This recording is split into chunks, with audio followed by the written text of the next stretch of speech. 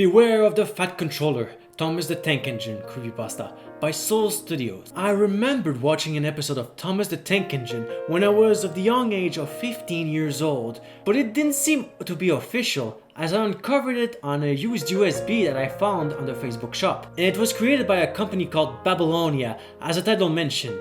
Beware of the Fat Controller by Babylonia. However, the episode began with Thomas receiving orders from the Fat Controller to transport some antiques to a mansion 700 miles away. Thomas agreed and they loaded up the antiques. They were very fragile and expensive and rare, so it was impossible to replace.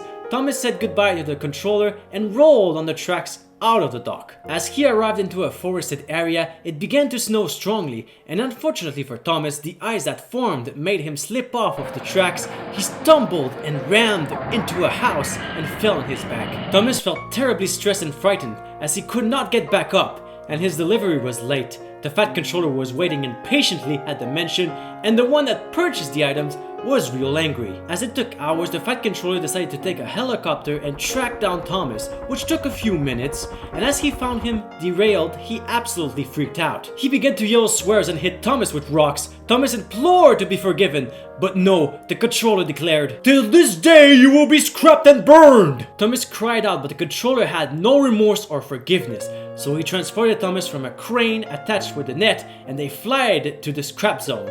It was filled with destroyed trains that were burned and rejected for thousands of years. Thomas was paranoid and scared out of his mind as the Fat Controller removed him piece by piece with a few of his employees. The others were quite sad to see Thomas go and had regret and sorrow in their faces. As Thomas's face was removed, no sound came out of him. He was reduced to silence without a purpose in life. Some employees tried to change the Fat Controller's mind, but it had no effect. All the parts of Thomas were melted into a large lava container and he was no more. Well, at least that's what I believed. As the other trains heard about this, they mourned and promised not to mess up anything the Fat Controller ordered them.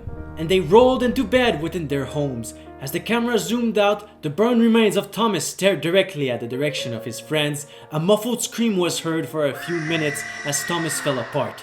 This definitely kept me away from the series, and I absolutely refuse to talk about this show, and when I hear about it, this episode keeps replaying within my mind.